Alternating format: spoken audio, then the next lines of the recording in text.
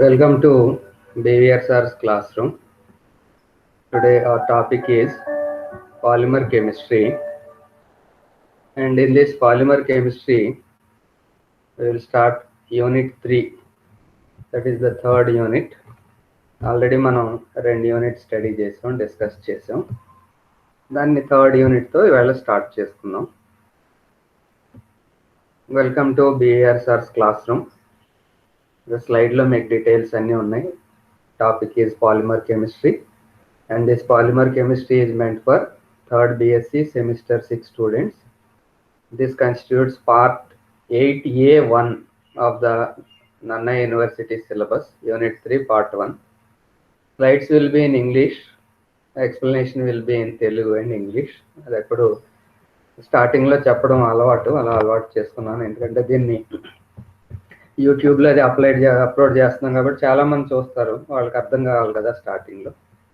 Polymer chemistry, polymer అంటేనే అదో colourful ప్రపంచం, దాని తగ్గట్టుగానే మనం స్లైడ్స్ కూడా రూపొందించుకుంటున్నాం.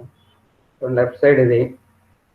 ఎప్పుడైనా మనం స్లైడ్స్ ప్రిపేర్ చేసేటప్పుడు ఈ ఏరియాలో మనం ఏం చెప్పుకుంటాం అనేది ఎక్స్ప్లెయిన్ చేయడానికి ట్రై చేస్తుంటాం అనమాట. ఇవన్నీ కూడా పాలిమర్ బీట్స్. ఇవన్నీ పాలిమర్ బీట్స్ ఎలా ప్రిపేర్ చేస్తారు ఏంటనేది ప్రీవియస్ క్లాసుల్లో స్టడీ చేసాం. చాలా అందంగా కనిపిస్తుంది అని చెప్పి దీన్ని ఇక్కడ ఉంచడం జరిగింది. I am B. Venkatrao from the Department of Chemistry, Government Degree College, Ramachandrapuram. I hope you are enjoying my lectures. Once again, heartily welcome to my classroom. ఇప్పుడే చెప్పాను మీకు, విల్ స్టార్ట్ యూనిట్ 3 అని చెప్పి. యూనిట్ 3లో మనం start చేసుకునే topic free radical polymerization kinetics or kinetics of free radical addition polymerization. Free radical addition పొలిమరైజేషన్లో ఉన్నటువంటి important points అంటే స్మాల్ డెరివేషన్ లాగా ఉంటుంది. ఫైనల్గా ఈ పాలిమర్ ఫార్మ్ అయ్యేటటువంటి ప్రక్రియ ఏదైతే ఉందో అది దేని మీద డిపెండ్ అయి ఉంటుంది అంటే ఇనిషియేటర్ మీద లేకపోతే మోనోమర్ కాన్సన్ట్రేషన్ మీద, దేని మీద ఆధారపడి ఉంటుంది అని చెప్పి ఫైనల్గా మనం చెప్పాలన్నమాట. రేట్ ఆఫ్ ద రియాక్షన్ దేని మీద డిపెండ్ అయి ఉంటుంది అనే యాంగిల్లో మనం ఇప్పుడు స్టడీ చేయవలసి ఉంటుంది. So today's topic is free radical polymerization kinetics, స్వేచ్ఛా ప్రాతిపదిక పొలిమరీకరణ గతిక శాస్త్రము. సరే చెప్పాను, పేజ్ నెంబర్ మీరు 15 ఫాలో అవ్వండి అని చెప్పాను, దాన్ని కంటిన్యూ చేద్దాం. Kinetics of free radical addition polymerization. Free radical chain polymerization takes place in 3 main stages. సాధారణంగా పొలిమరైజేషన్ రియాక్షన్స్ 3 స్టేజెస్లో జరుగుతాయని చెప్పి ఫస్ట్ యూనిట్లో చెప్పుకున్నాం. ఆ 3 స్టేజెస్ ఏంటి అంటే ప్రారంభ దశ, అలాగే వృద్ధిపరిచే చర్య దశ, అంత్య చర్య అని చెప్పి 3 స్టేజెస్లో జరుగుతుంది అని చెప్పుకున్నాం. దాన్నే మన ఇంగ్లీష్లో initiation step, propagation step and termination step. These are the 3 steps. I hope మీకు అందరికి కూడా ఈ స్లైడ్స్ కనిపిస్తున్నాయి అనుకుంటున్నాను. స్లైడ్స్ చూస్తూ మీ దగ్గర ఉన్నటువంటి నోట్స్ చూస్తూ జస్ట్ స్టడీ చేయండి. స్లోగానే వెళ్దాం, కంగారు పడాల్సింది కూడా ఏం లేదు.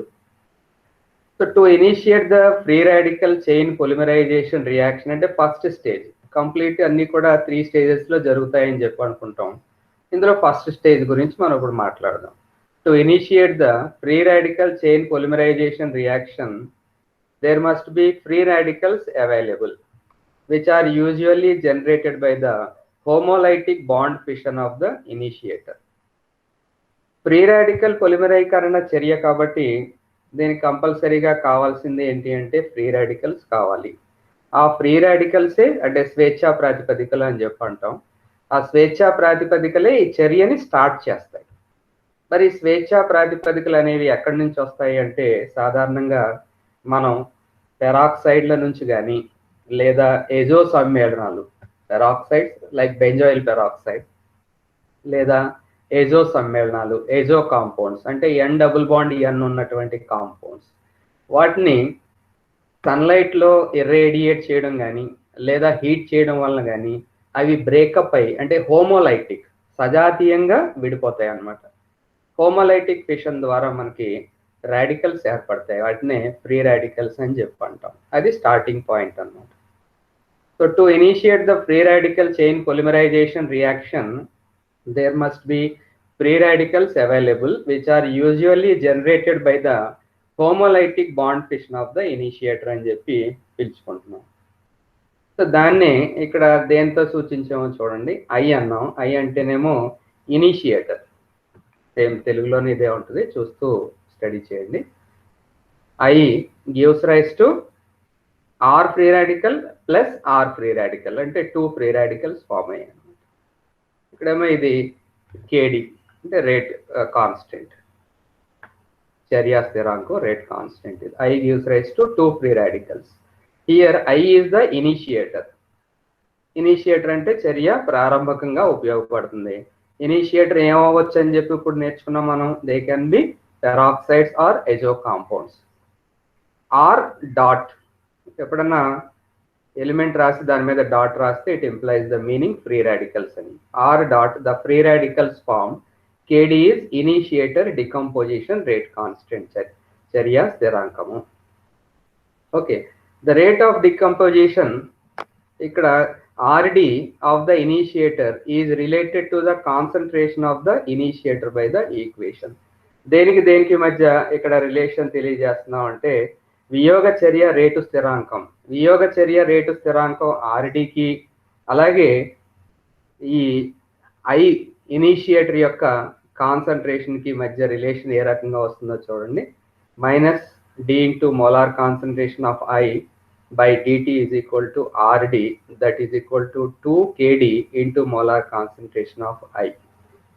ఇక్కడ 2 ఎందుకు రాసాము అంటే రేట్ ఈక్వేషన్ మీకు బాగా తెలుసు, ఆల్రెడీ మీకు కెమికల్ కైనెటిక్స్ చాప్టర్ మీరు చదివారు. అది 5th సెమిస్టర్లో చాలా డీటెయిల్డ్గా దీని మీద అంతా కూడా ఒక చాప్టరే ఉంది, అది పెద్ద నేను స్ట్రెస్ చేయక్కర్లేదు. ఇక్కడ మనం 2 ఎందుకు రాసాము అంటే ఒక ఇనిషియేటర్ 2 ఫ్రీ రాడికల్స్ని ఇస్తుంది చూడండి. So single free radical gives 2, single initiator gives 2 free radicals కాబట్టి ఇక్కడ ఈ 2 ఫ్యాక్టర్ని యాడ్ చేయవలసి వచ్చింది. So minus D into molar concentration of I by dt is equal to RD, that is equal to 2 into KD into molar concentration of I. A factor of 2 is used in the above equation as a pair of radicals are produced by the decomposition of one molecule of the initiator. అంటే ఒక molecule ప్రారంభకం వియోగం చెంది 2 free radicals ఏర్పరిచింది కాబట్టి ఆ rate equation లో మనం 2 ఫ్యాక్టర్ని add చేయవలసి వచ్చింది. The free radicals generated by the decomposition of the initiator can attack the monomer to give a new free radical. So free radical, radical అంటేనే మీనింగ్ మీకు ఇంగ్లీష్ వర్డ్ తెలుసు, చాలా స్పీడ్ ఎక్కువ, వీడికి బాగా వీడు రాడికల్ రా బాబు, వీడు చాలా తట్టుకోలేము వీడి స్పీడ్ అని చెప్పి అంటూ ఉంటారు అన్నమాట. అంటే ఏంటంటే అది ఏర్పడగానే ఏదో ఒకటి చేసేస్తుంది, ఏదో దాంతో రియాక్ట్ అయిపోవడం అనేది దాని యొక్క ప్రత్యేకత, అందుకే దాన్ని రాడికల్ అన్నారు. ఫ్రీ రాడికల్ పైగా అంటే ఖాళీగా ఉన్నటువంటి రాడికల్. సో అదేం చేస్తుంది, ఇమీడియట్గా ఫామ్ అయిన వెంటనే మోనోమర్తో చర్య జరుగుతుంది. ఇక్కడ మోనోమర్ని మనం ఎంతో సూచిస్తున్నాం, అంటే ప్రాక్టికల్గా అలాగా ఈజీగా ఉంటుంది అని చెప్పి. సో ఆ రకంగా చూసినట్టయితే R free radical plus M అంటే monomer gives rise to RM free radical, మళ్ళీ ఫ్రీ రాడికల్ ఫామ్ అయింది అనమాట. Where M is the monomer and KI is the initiation rate constant. So KI అంటే ఏమని చెప్పి అంటున్నాం మనం, ఇనిషియేషన్ రేట్ కాన్స్టెంట్ అని చెప్పి పిలుచుకుంటున్నాం మనం. కేఐ అనేది ప్రారంభ చర్య రేటు స్థిరాంకము. ఓకే, సో కేఐ అనున్నది ప్రారంభ చర్య రేటు స్థిరాంకము వరకు మీరు రాసుకున్నారు.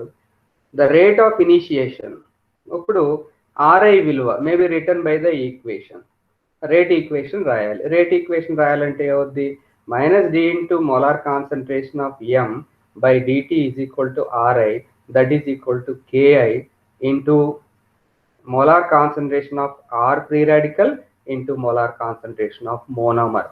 సో ఇలా బ్రాకెట్లో రాస్తే ఏమని చదువుతాం, ఇది మోలార్ కాన్సన్ట్రేషన్ అని చదవాలి.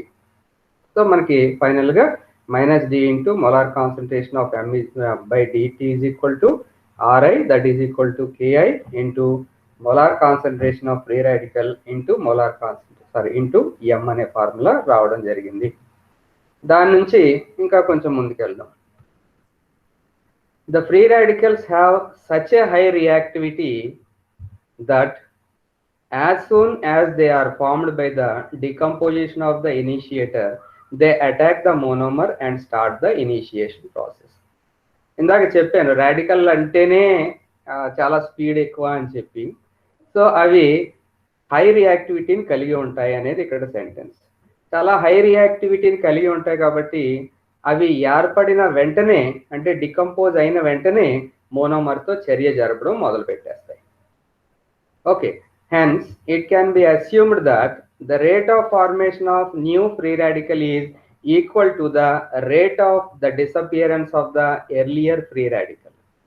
సో దీన్ని బట్టి మనకి ఏం అర్థం అవుతుంది, ఒక ఫ్రీ రాడికల్ ఏర్పడినట్టుగా చర్యలో పాల్గొంటుంది. కాబట్టి ఎన్ని ఫ్రీ రాడికల్స్ అయితే ఏర్పడతాయో అన్ని ఫ్రీ రాడికల్స్ ఇమీడియట్గా చర్యలో పాల్గొంటాయి.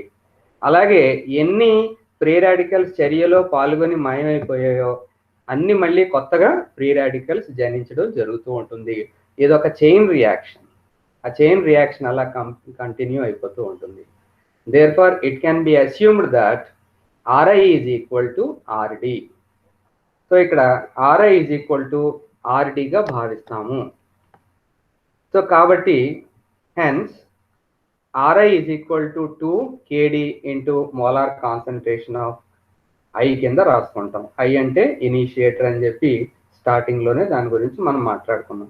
ఇది ఎక్కడి నుంచి వచ్చింది, స్టార్టింగ్ లో సెకండ్ ఈక్వేషన్ గా చెప్పుకున్నాం చూడండి, తెలుగు మీడియంలో మీరు చూస్తూ ఉండుంటారు. సెకండ్ ఈక్వేషన్ లో -d into molar concentration of I by dt is equal to Rd, that is equal to 2 Kd into molar concentration of I. కానీ ఇక్కడ ఏం చెప్తున్నాం మనం, Rd will be equal to Ri అన్నాం. ఈక్వల్ కాబట్టి అక్కడ Rd తీసేసి Ri రాసుకున్నాం. Ri is equal to 2 Kd into molar concentration of I అయింది. సో ఇంతవరకు బాగానే ఉంది. అంటే మనం ఏ ఈక్వేషన్ వరకు వచ్చాం, 5th ఈక్వేషన్ వరకు వచ్చాం. When all the free radicals produced are effective in initiating the polymer growth. ఇది ఎంతవరకు వ్యాలిడ్ ఈ formula, Ri is equal to 2 Kd into molar concentration of I అనేది ఎంతవరకు వర్తిస్తుంది అంటే ఏర్పడినటువంటి ప్రతి రాడికల్ కూడా చర్యలో పాల్గొనాలి. కానీ ఏ కెమికల్ రియాక్షన్ లో కూడా 100% ఎఫిషియన్సీ ఉంటుంది అని చెప్పలేము. ఎంతో కొంత వేస్టేజ్ ఉంటుందండి, ఎంతో కొంత 99.9999. చూడండి, ఎప్పుడైనా ప్యూరిటీ గురించి మాట్లాడారు అనుకోండి, గోల్డ్ ఎంత ప్యూరిటీ అంటే 100% ప్యూర్ గోల్డ్ అని చెప్పి చెప్పరు. ఎంత ప్యూర్ అని చెప్తారు, 99.99999, ఇంక ఎన్ని 9లైనా రాసుకుంటారు తప్ప అది ఎప్పటికీ 100 అవ్వదు. అలాగే ఇక్కడ ఫ్రీ రాడికల్స్ ఏర్పడ్డాయి, అవి చాలా చురుకైనవి కాబట్టి వెంటనే చర్యలో పాల్గొంటాయి, అంతవరకు ఓకే. కానీ ఏర్పడిన ప్రతి ఫ్రీ రాడికల్ కూడా కంపల్సరీగా చర్యలో పాల్గొంటాయనేది గ్యారంటీ ఉండదు. సో అందు గురించి ఏంటంటే అనదర్ ఫ్యాక్టర్ను మనం ఇక్కడ ఇంట్రడ్యూస్ చేయవలసి ఉంటుంది. అదేంటో చూద్దాం. In actual practice some of them are not effective since they are lost as side products by way of processes such as recombination. అంటే ఏంటంటే ఏర్పడ్డాయి, వీలైతే చర్యలో పాల్గొంటాయి, లేకపోతే మళ్ళీ రెండు ఫ్రీ రాడికల్స్ కలిసిపోయి మళ్ళీ బెంజైల్ పెరాక్సైడ్ గానో లేదా అజో సమ్మేళనం గానో రూపాంతరం చెందిపోతుంది. దాన్ని రీకాంబినేషన్ అని చెప్పి పిలుస్తాం. అయితే అటు లేకపోతే ఇటు అన్నట్టు ఉంటుంది అనమాట. కానీ ఏదో చేసేస్తాయి free radicals. If the fraction of free radicals produced that is effective in initiating the chain growth is F, then Ri is modified as. ఇక్కడ ఒక ఫ్యాక్టర్ తీసుకురావాల్సి వచ్చింది. ఎందుకు ఆ ఫ్యాక్టర్ తీసుకురావాల్సి వచ్చింది, 100% ఎఫిషియన్సీ లేదు కాబట్టి. 100% ఎఫిషియన్సీ ఎందుకు లేదు అంటే కంపల్సరీగా ఏర్పడినటువంటి 100% ఫ్రీ రాడికల్స్ చర్యలో పాల్గొంటాయని గ్యారంటీ ఇవ్వలేకపోతున్నాం కాబట్టి.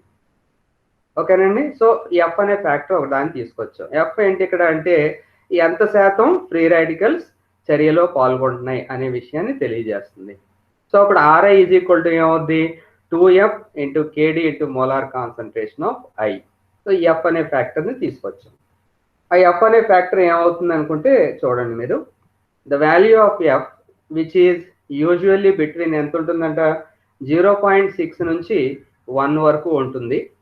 May not be 1, just less than 1, gives the efficiency of the initiator. A value of 0.6 indicates that only 60% of the radicals generated have effectively initiated chain growth, the remaining 40% being lost as side products. ఒక 60% వరకు free radicals చర్యలో పాల్గొంటాయి అనేది ఇక్కడ మనం చెప్పుకుంటున్నటువంటి లెక్క. మరి what about the remaining 40%? అవి side products కింద బయటకు వెళ్ళిపోతాయి అని చెప్పి చెప్పుకుంటున్నాం. తెలుగులో కూడా ఏం రాసుకున్నాం చూడండి, అన్ని స్వేచ్ఛా ప్రాతిపదికలు శృంఖల వ్యాప్తికి దోహదం చేయవు, వీనిలో కొన్ని ప్రక్క చర్యలకు లోనై ఉత్పన్నాలను ఏర్పరచును. శృంఖల వ్యాప్తికి దోహదం చేసే స్వేచ్ఛా ప్రాతిపదికల భిన్నాన్ని ఎఫ్ అనుకుంటే పై ఫార్ములా ఏమవుతున్నప్పుడు, పై ఫార్ములా అంటే ఫార్ములా 5 ఏమవుద్ది, Ri is equal to 2F KD into molar concentration of 5 అవుతుంది. దాన్ని ఇక్కడ 6గా రాసుకున్నాం. ఓకేనండి. సో ఎఫిషియన్సీ ఎంత ఉంటుంది ఏంటి అనేది ఇక్కడ ఈ స్లైడ్లో నేను పొందుపరిచాను. అది కావాల్సింది, ఇది కావాల్సింది, మీరు రెండు కూడా ఆ పక్కన రాసేసుకోండి, ఖాళీ ప్లేస్లో సరిపోతుంది. సో ఇంతవరకు మనం ఇనిషియేషన్ గురించి మాట్లాడుకున్నాం. అంటే ప్రారంభ దశలో ఏమేం జరుగుతున్నాయి అంటే, ప్రారంభ దశకు సంబంధించి RI వాల్యూ వరకు వచ్చాం, రేట్ ఆఫ్ ఇనిషియేషన్ వరకు వచ్చాం. తర్వాత రెండో స్టెప్ ఏమవుతుంది మరి, initiation is followed by propagation, వృద్ధి పరిచే చర్య లేదా శృంఖల వృద్ధి చర్య అని చెప్పి అంటాం. వృద్ధి చర్య అంటే ఇంకా అది అలా కంటిన్యూ అవ్వడం, రియాక్షన్ కంటిన్యూ అవ్వడాన్ని వృద్ధి చర్య అంటాం. Initiation is followed by propagation which can be represented as, చూడండి ఈ RM అనేది ఎక్కడ ఫామ్ అయింది మనకి, స్టార్టింగ్లో చూడండి 3వ ఈక్వేషన్లో ఈ RM ఫ్రీ రాడికల్ అనేది ఫామ్ అయింది. ఆ RM free radical it reacts with another monomer M. నేను ఇక్కడ చూపిస్తాను చూడండి, ఇది RM ఫ్రీ రాడికల్ అంటాం. It combines with another monomer. KP అంటే rate constant for propagation step, that gives rise to RMM free radical. మళ్ళీ ఫ్రీ రాడికలే, మనకి పైన చుక్క కనిపించిందంటే it is a free radical, very reactive. ఇంకా అలాగే step RMM free radical combines with another monomer, ఇంకో మోనోమర్తో కంబైన్ అయింది. ఇంకో మోనోమర్తో కంబైన్ అయితే అప్పుడు ఏం ఫామ్ అవుతుంది, RMMM ఫ్రీ రాడికల్. ఇంకా అది ఆ చైన్ అలా కంటిన్యూ అయిపోతూ ఉంటుంది అనమాట. It is a polymerisation reaction కాబట్టి ఎన్ని మోనోమర్లు ఉంటే అన్ని మోనోమర్లు ఇంకా అలాగా రియాక్ట్ స్టెప్ బై స్టెప్ అలాగా రియాక్ట్ అయిపోతూ ఉంటాయి. మీకు ఎన్ని ఇంట్రెస్ట్ ఉంటే అన్ని రాయండి. ఫైనల్గా ఎక్కడో చోట దాన్ని క్లోజ్ చేయాలి కాబట్టి RM n number of molecules M free radical, ఇది మొత్తం ఫ్రీ రాడికలే, plus monomer M. Okay, KP value rate constant for propagation step. అప్పుడు ఏమొస్తుంది, RM n+1 M free radical. ఈ స్పీసీస్ ప్రాపగేషన్లో మనకి ఈ స్పీసీస్ ఫామ్ అయింది. ఇక్కడ నుంచి మరి రియాక్షన్ ఇలాగా కంటిన్యూ అవుతుంది. Where this one is molar concentration of M free radical, it is the concentration of reactive free radicals, that is concentration of growing chains. అంటే పైన చెప్పుకున్నాం కదా వీటి యొక్క రియాక్టివిటీ అనమాట. ఇందులో ఏదైనా కావచ్చు, ఇది అంటే ఓన్లీ M ఫ్రీ రాడికలే కాకుండా ఈ గ్రూప్ అన్ని కూడా ఫ్రీ రాడికల్సే కాబట్టి వాటిలో ఏదైనా కావచ్చు, ఇదంతా ఏదైనా కావచ్చు అనే మీనింగ్ ఇక్కడ. Where M free radical concentration is that of reactive free radicals, that is concentration of growing chains like RMM free radical, RMMM free radical, or RMN+1 M free radical alaga. It is clear from the above equation that the propagation rate is proportional to, దేనికి proportional గా ఉంటుంది, propagation chain propagation దీని concentration కి proportionate గా ఉంటుంది. అంటే free radical యొక్క concentration ప్రపోర్షనేషన్ గా ఉంటుంది. The concentration of free radical as well as the concentration of monomer. అంటే ఏంటి, rate of the reaction depends on the molar concentration of reactants. Reactants ఏంటి ఇక్కడ, ఒకటేమో ఫ్రీ రాడికల్, ఇంకోటేమో మోనోమర్. ఈ రెండాటి మీద ఆధారపడి ఉంటుంది అనేది మీనింగ్. ఓకేనండి, అంతవరకు క్లియర్గానే ఉంది కదా. మళ్ళీ ఒకసారి చదువుతాను చూడండి. It is clear from the above equation that the propagation rate is proportional to free radical concentration of reactive free radicals as well as molar concentration of M, that is monomer. So the concentration of the monomer. So after RP, rate of propagation step, is equal to Kp into molar concentration of monomer into molar concentration of free radical. ఈ రెండాట్ల యొక్క concentration మీద depend అయి ఉంటుంది. ఏది ఎక్కడ చెప్పుకుంటున్నాం మనం? Propagation step. So వృద్ధిపరిచే చర్య దేని మీద ఆధారపడి ఉంటుందో చూడండి. ఈ ఈక్వేషన్ మనం 8లో చూపించాం తెలుగు మీడియంలో. So RP is equal to KP into molar concentration of monomer into molar concentration of free radical. అక్కడ దాకా తీసుకొచ్చాం. అది మీరు minus D into molar concentration of M by DT అలా రాసుకుంటే రాయండి. ఇలా రాసిన అలా రాసిన రెండు ఒకటే. కాకపోతే శృంఖల వృద్ధి చర్య ఫ్రీ రాడికల్ మరియు మోనోమర్ల గాఢతలపై ఆధారపడి ఉంటుంది అనేది మాత్రం మనం స్పష్టంగా అక్కడ తెలియపరచాలి. ఓకే, రెండు స్టెప్లు అయిపోయాయి. రెండు స్టెప్లు అయిపోయిన తర్వాత ఫైనల్ స్టెప్ ఏమవుతుంది మనకి? శృంఖల అంత్య చర్య, చైన్ టెర్మినేషన్ స్టెప్. ఎలా టెర్మినేట్ అవుతుంది? సాధారణంగా మీకు ఈ ఫస్ట్ యూనిట్ చెప్పేటప్పుడు చెప్పాను, వన్ ఆఫ్ ద ఈజియెస్ట్ ఏమవుతుందంటే రెండు ఫ్రీ రాడికల్స్ దగ్గరికి వచ్చి కలిసాయి అనుకోండి, అక్కడితో ఆ చైన్ ఆగిపోతుంది. అదొక ప్రక్రియ. దాన్నే తీసుకుని ఇక్కడ ఎక్స్ప్లెయిన్ చేద్దాం లేదా స్టడీ చేద్దాం. చూడండి, the final step in polymerisation reaction is termination. అదే ఇక్కడ రెండు శృంఖల చర్యలను కలుపుగా చర్య అంతమగును అని చెప్పి రాసుకున్నాం. If termination occurs by the combination of two growing chains, that is by coupling, it can be represented as, ఎలా చూపించవచ్చు చూడండి, R M N1 M free radical, అంటే ఈ సెట్ అంతా కూడా ఒక ఫ్రీ రాడికల్ అండి. అలాగే ఇది R M N2 M free radical, అంటే this set is another free radical. KT rate constant for termination step. అప్పుడు ఏమవుద్ది? రెండు కలిస్తే R M N1 MM MN2 అనే ఫార్ములా మనకి రావడం జరుగుతుంది. లేదా దీన్ని ఇంకా సింప్లిఫైగా ఇక్కడ ఏమో మిస్ అయ్యి ఈ ఆర్ ఒకటి మిస్ అయినట్టుంది, మీరు యాడ్ చేసుకోండి. ఆర్ MN3 ఆర్ అనే మాలిక్యూల్ ఫైనల్గా ఫామ్ అయింది. ఓకే, టెర్మినేట్ అయింది ఇక్కడతో. ఇది polymer. Okay, where KT is the termination rate constant. KT విలువ టెర్మినేషన్ రేట్ కాన్స్టెంట్ అన్నాం. The corresponding rate equation for the termination process is given by the following equation. So మనం ఇప్పుడు దీనికి సంబంధించి రేట్ ఈక్వేషన్ రాయాలి. చర్య రేటు సమీకరణాన్ని రాయాలి. చర్య రేట్ సమీకరణం రాస్తే ఏమవుతుందో చూడండి. Minus D into molar concentration of monomer by DT is equal to RT అనుకుందాం.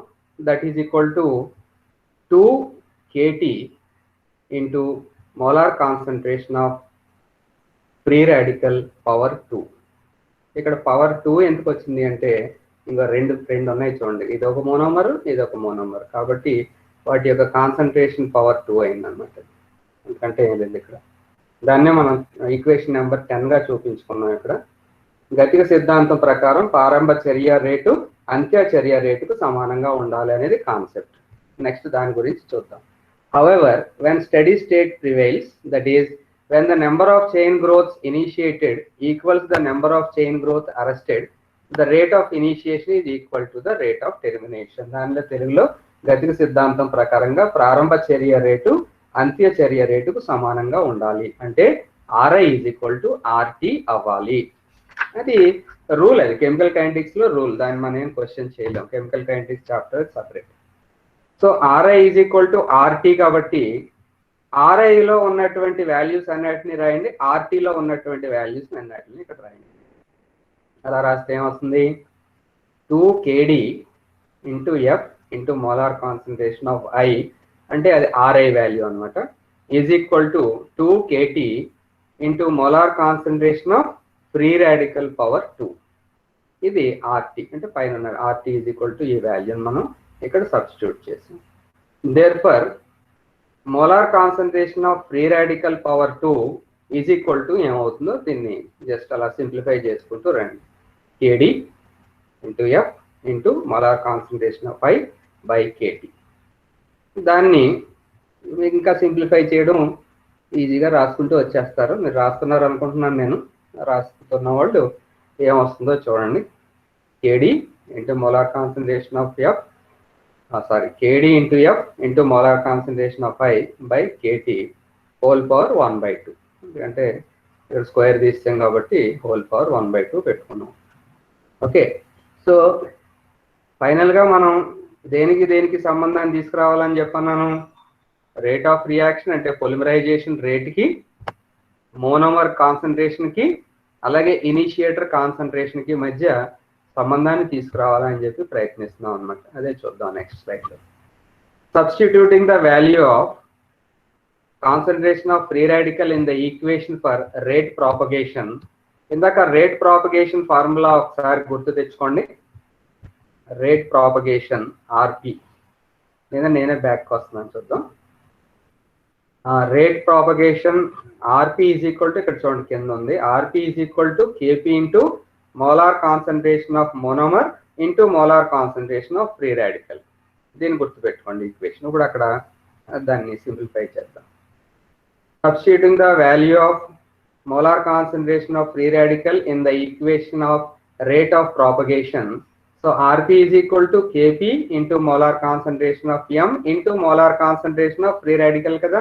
So molar concentration of free radical ఇదిగో ఇక్కడ వాల్యూ ఉంది, ఈ వాల్యూ అక్కడ వేసుకుంటాం, జస్ట్ ఏదో రాస్తున్నాం. So that gives rise to RP is equal to ఎంత అవుతుందో చూడండి. F to the power of 1/2 into KP into KD power 1/2 divided by KT power 1/2. మ్యాథమెటికల్గా రెండు రిలేషన్స్ ఈక్వల్ అయ్యి తెలుగులోనే ఇక్కడ కొంచెం వేరువేరుగా రాశాను అంతే. Into molar concentration of initiator power 1/2 into molar concentration of monomer. ఇది ఇక్కడ దీన్ని చూడాలి మనం. దీన్ని రాబట్టడం కోసం ఇప్పుడు దాకా మనం కష్టపడ్డాం అన్నమాట. This equation tells that the rate of polymer formation is proportional to the first power of the monomer concentration. ఇదిగో ఏమి లేదంటే 1 కదా. మ్యాథమెటిక్స్ స్టూడెంట్స్ నేను చెప్పేది చాలా మంది మ్యాథమెటిక్స్ ఉన్నారు కాబట్టి molar concentration of m power 1కి అంటే first power of the monomer concentration and also to the square root of the initiator concentration. ఇదిగో initiator I, molar concentration of initiator power 1/2. So ఇదండి మనం ఫైనల్గా.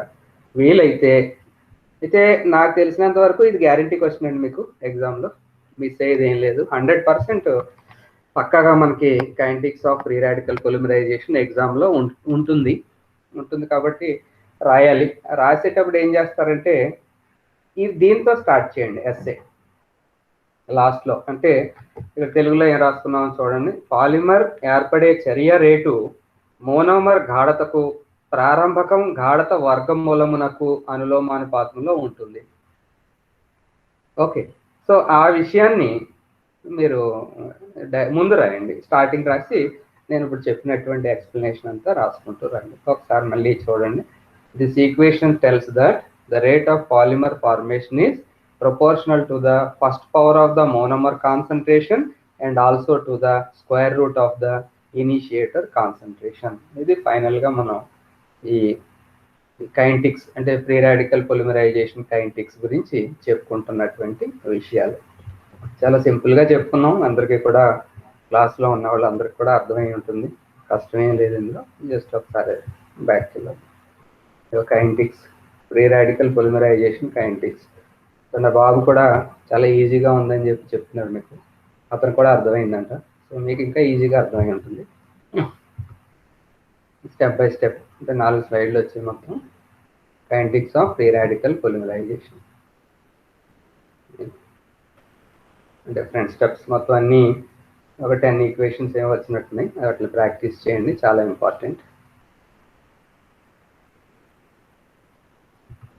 ఫైనల్ రిలేషన్ కంపల్సరీ, అది final relation రాసిన తర్వాత దాన్ని బ్రాకెట్లో పెట్టండి, ఇంకా అట్రాక్టివ్గా ఉంటుంది. సో అదొకటండి topic. After completing this kinetics of free radical polymerization, please grant me permission to take up another topic, and that another topic is glass transition temperature. గాజు పరివర్తన ఉష్ణోగ్రత.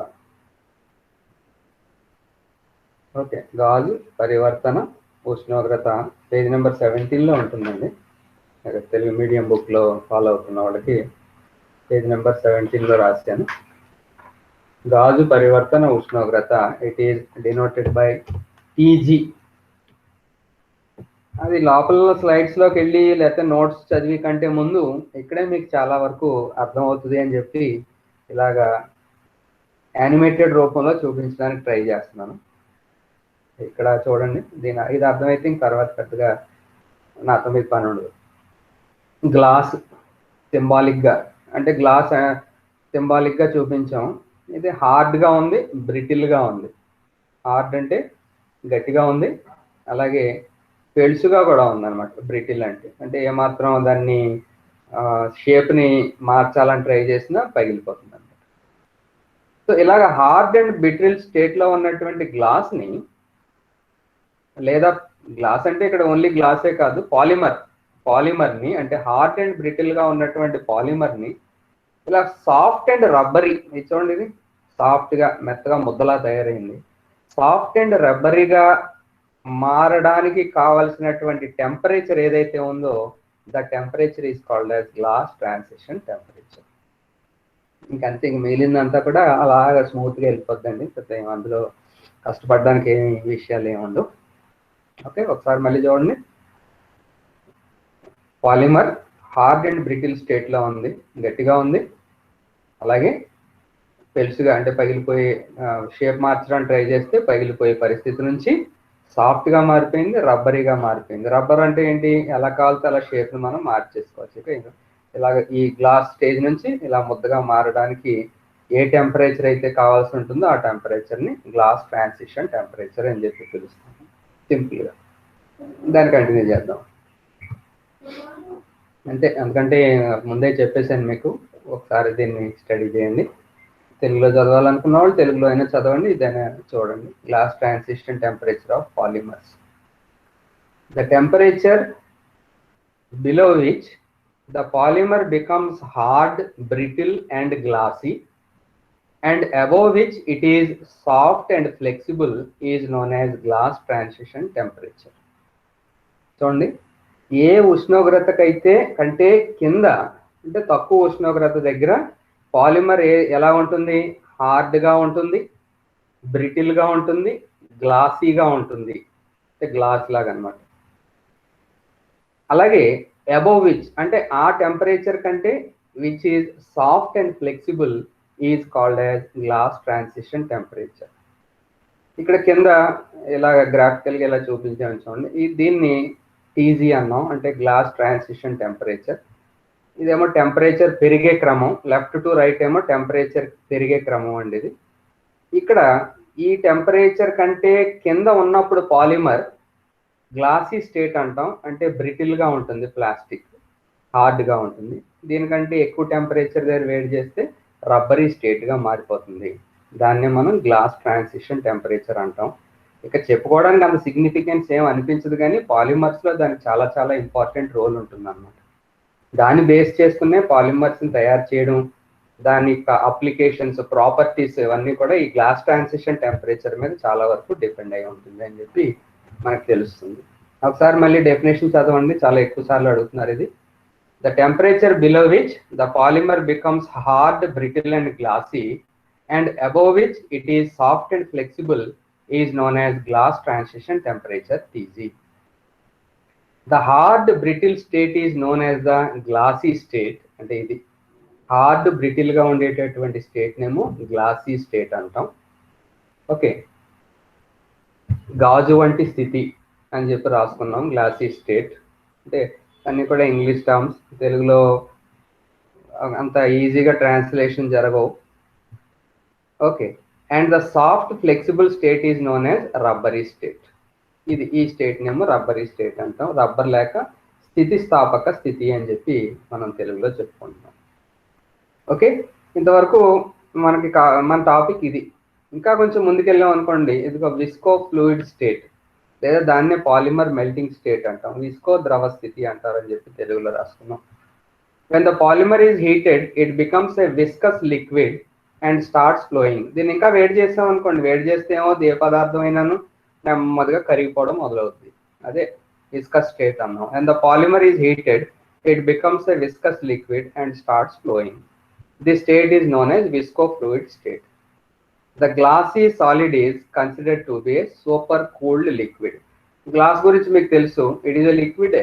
గ్లాస్ అనేది లిక్విడ్ స్టేటే కాబట్టి it is a super cooled liquid, అంటే బాగా చల్లబరిచినటువంటి liquid అని చెప్పి చెప్తారు అన్నమాట, సూపర్ కూల్డ్ లిక్విడ్ అని. Okay, this is glass transition temperature of polymers.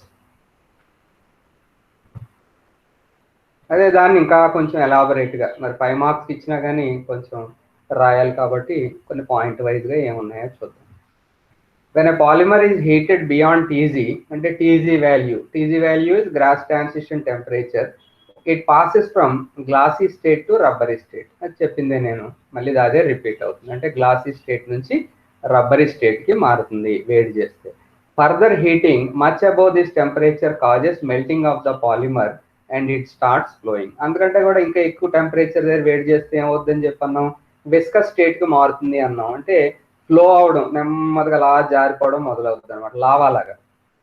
మీరు లావా చూస్తూ ఉండి ఉంటారు కదా, వాల్కనో అగ్నిపర్వతం బద్దలైనప్పుడు ఏమవుద్ది, అందులోంచి లావా బయటకు వస్తుంది. ఆ లావా చూడండి ఎలా ఫ్లో అవుతుంది, ఏదో నెమ్మదిగా పాము స్లోగా మూవ్ అయినట్టుగా ఎలాగైతే అవుతుందో అలాగనమాట, అలా ఫ్లో అవడం మొదలవుతుంది. The temperature below which the polymer is in rubbery state and above which it is liquid is called as melting temperature of the polymer. దాన్ని ఆ టెంపరేచర్ అంటే ఇంకా గ్లాసీ స్టేట్ వదిలేసాం ఇక్కడ ఈ పారాలో, రబ్బరీ స్టేట్ అలాగే మెల్టింగ్ అంటే ద్రవం లాగా మారే temperature. So the temperature below which the polymer is in rubbery state and above which it is a liquid is called melting temperature of the polymer, while the temperature at which the polymer starts flowing is known as its flow temperature. ఎక్కడైతే అది ప్రవహించడం మొదలవుతుందో దాన్నే దాని యొక్క flow temperature అని చెప్పి పిలుస్తారు అని చెప్పి మనం ఇక్కడ చెప్పుకుంటున్నాం. The value of Tg depends on the mobility of the polymer chain. The value of Tg depends on the mobility of the polymer chain. Mobility of the polymer chain అంటే polymer ఏర్పడినప్పుడు ఆ గొలుసు ఫ్రీగా వంకరలు తిరిగేలా ఉందనుకోండి, అప్పుడు దాని యొక్క టీజీ వాల్యూ ఒక రకంగా ఉంటుంది. అలా కాకుండా బాగా బిగుసుకుపోయి ఉంటుంది అనుకోండి పాలిమర్ అంతాను, అంటే ఎక్కువ బ్రాంచెస్ ఉండి లేకపోతే సైడ్ చైన్స్ ఉండి ఇలాగా బాగా బిగుసుకుపోయి కానీ ఉంటే టీజీ వాల్యూ వేరే రకంగా ఉంటుంది. In particular anything that restricts rotational motion within the chain should raise TG value. So in particular అంటే ఏదైతే ఆ పాలిమర్ వంకర్లు తిరగడానికి అవకాశం లేకుండా చేసేస్తుందో దాని మీద ఈ టీజీ వాల్యూ బాగా ఆధారపడి ఉంటుంది. అంటే అలా వంకర్లు అవి తిరగడానికి వీలు లేకపోతే టీజీ వాల్యూ ఎక్కువ ఉంటుంది. అలా కాకుండా ఈ పాలిమర్ ఈజీగా మూవ్ అయ్యేలా ఉంటే, అంటే వంకర్లు అవి తిరగడానికి అది ఈజీగా ఉంటే దాని టీజీ వాల్యూ తక్కువ ఉంటుంది అనేది ఇక్కడ విషయం అన్నమాట. ఈ జస్ట్ మీరు మామూలుగా చదువుతారంతే, కానీ తర్వాత ఈ గ్లాస్ ట్రాన్సిషన్ టెంపరేచర్ సంబంధించి చాలా పాయింట్స్ ఉంటాయి. అవన్నీ ఇవి చాలా నథింగ్ అనమాట, అవి చదివిన తర్వాత ఈజీగా రాస్తారు, అందు గురించి పెద్దగా ఇక్కడ స్ట్రెస్ చేయక్కర్లేదు మనం. A polymer chain that can move easily will change from a glassy state to a rubbery state at a low temperature. ఇప్పుడే చెప్పాను మీకు, ఏ విధమైన అడ్డంకులు లేకుండా పాలిమర్ చైన్ ఈజీగా మూవ్ అవ్వగలుగుతుంది అనుకోండి, అప్పుడు గ్లాసీ స్థితి నుంచి రబ్బరీ స్థితిలోకి చాలా ఈజీగా వెళ్ళడానికి అవకాశం ఉంటుంది. అంటే తక్కువ టెంపరేచర్ దగ్గరే అది ఆ రకంగా మార్పు చెందడానికి అవకాశం ఉంటుంది. అలా కాకుండా if the polymer chains can not move easily then it will require a relatively high temperature to change the polymer into rubbery form, thus a higher Tg value. So అదే మీరు లింకులు ఎక్కువ ఉంటే టీజీ వాల్యూ ఎక్కువగా ఉంటుంది అనే విధంగా గుర్తుపెట్టుకోండి. ఓకే, ఇక్కడ కొన్ని పాలిమర్స్ యొక్క టీజీ వాల్యూస్ చూద్దాం. So TG values of some polymers, ఉదాహరణకి నైలాన్ 6. నైలాన్ 6 యొక్క TG value 50 degrees C. Nylon 6 అయితే దాన్ని కూడా 50 degrees C. న్యాచురల్ రబ్బర్ ఏమో 73 degrees C. Okay, ethyl cellulose 43 degrees C. ఇలాగే కొన్ని ఎగ్జాంపుల్స్ మనం రాసుకున్నాం. ఎగ్జాంపుల్స్ గురించి పెద్దగా ఏమి వరీ అవ్వకండి, ఏ గుర్తొస్తే రాయండి. అలాగే significance of glass transition temperature, దాని యొక్క ప్రాముఖ్యత లేదా దేని మీద ఆధారపడి ఉంటుంది అనే యాంగిల్లో ఒకసారి చూడండి. ఇవన్నీ మళ్ళీ డీటెయిల్గా వస్తాయి, అదే చెప్పాను మీకు ఇందాక. It is directly proportional to molecular weight అండి, అణుభారానికి డైరెక్ట్లీ ప్రపోర్షనల్. అలాగే directly proportional to cross links. Cross links అంటే అడ్డంగా మీకు నెట్వర్క్గా ఏర్పడి ఉందనుకోండి, అప్పుడు కూడా మీకు గ్లాస్ ట్రాన్సిషన్ టెంపరేచర్ ఎక్కువగా ఉంటుంది. ఇంటర్మాలిక్యులర్ ఫోర్సెస్ ఆఫ్ అట్రాక్షన్, ఈ మాలిక్యూల్కి మధ్యన ఈ వాండర్వాల్స్ ఫోర్సెస్ లాంటి అట్రాక్షన్స్ కానీ ఉన్నాయనుకోండి, అప్పుడు కూడా గ్లాస్ ట్రాన్సిషన్ టెంపరేచర్ ఎక్కువగా ఉంటుంది. అలాగే number of side groups and number of side groups, పక్క పక్కన గ్రూపులు కానీ ఎక్కువగా ఉన్నాయనుకోండి, అంటే ఒక చెట్టులాగా బ్రాంచెస్ ఎక్కువగా ఉన్నాయనుకోండి పాలిమర్ని, అప్పుడు కూడా గ్లాస్ ట్రాన్సిషన్ టెంపరేచర్ వాల్యూ ఎక్కువగా ఉంటుంది. సో ఏంటంటే చూడండి, ఎక్కువగా అంటే గ్లాస్ ట్రాన్సిషన్ టెంపరేచర్ని ప్రభావితం చేసేటటువంటి పరిస్థితులు లేదా ఎక్కువ విలువ ఉండేటటువంటి విషయం ఏంటి? మాలిక్యులర్ వెయిట్, అణుభారం ఎక్కువ ఉంటే టీజీ వాల్యూ ఎక్కువ ఉంటుంది. క్రాస్ లింక్స్, ఓకే, నెట్వర్క్గా ఉంటే ఎక్కువ ఉంటుంది. ఇంటర్మాలిక్యులర్ ఫోర్సెస్ ఆఫ్ అట్రాక్షన్ ఉంటే అప్పుడు కూడా ఈ వాల్యూ ఎక్కువగా ఉంటుంది. అలాగే నెంబర్ ఆఫ్ సైడ్ గ్రూప్స్, అలా మరి దేని మీద ఇన్వర్స్లీ ప్రపోర్షనల్గా ఉంటుందో చూస్తే ఫ్లెక్సిబిలిటీ అండ్ ప్లాస్టిసైజేషన్ అండి. ప్లాస్టిసైజర్స్ కానీ ఉన్నాయనుకోండి తయారు చేసినప్పుడు, అప్పుడు ఆ ప్లాస్టిసైజర్స్ కానీ ఉంటే గ్లాస్ ట్రాన్సిషన్ టెంపరేచర్ ఏమో తక్కువగా ఉంటుంది. సో ఈ రకమైనటువంటి విషయాలు వాటిని మనం ఇంకా డీటెయిల్గా చెప్పుకుంటాం. Significance of glass transition temperature అనేది ఇంకా డీటెయిల్గా విత్ ఎగ్జాంపుల్స్ చెప్పుకుంటాం, అందు గురించి ఇప్పుడు పెద్దగా మీరు వరీ అవ్వద్దు. తర్వాతది ఇంకా అయిపోలేదు ఇక్కడతో, ఇది methods of determination of glass transition temperature.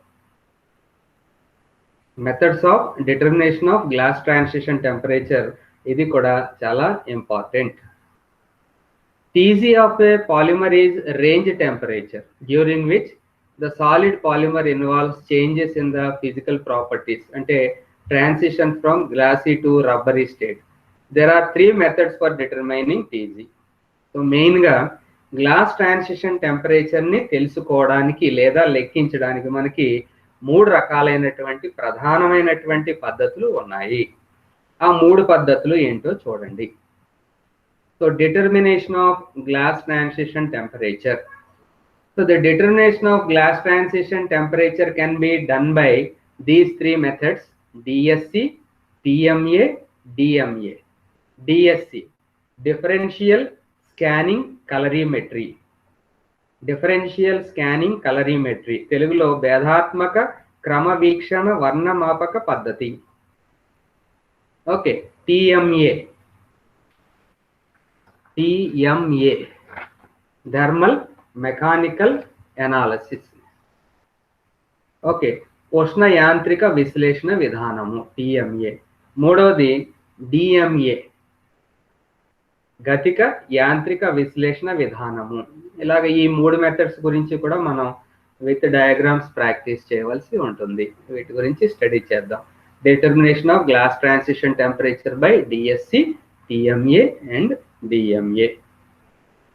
So వీటి గురించి మనం డీటెయిల్గా తర్వాత క్లాస్లో చెప్పుకోవడానికి ట్రై చేద్దాం.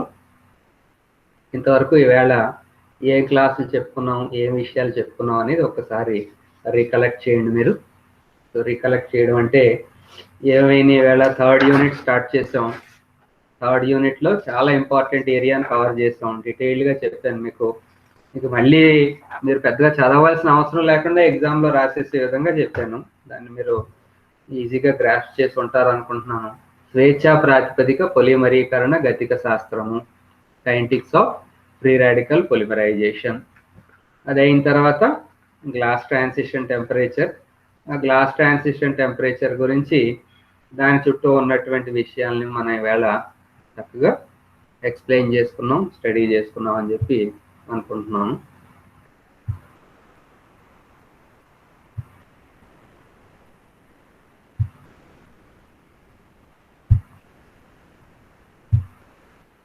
ఓకే, సో ఈ రకంగా ఈవేళ మనం స్టడీ చేసాం కాబట్టి మీరు ఎవరికైనా ఏమైనా డౌట్స్ ఉన్నా మాట్లాడాలనుకున్నా జస్ట్ 1 or 2 minutes స్పెండ్ చేసి మాట్లాడవచ్చు.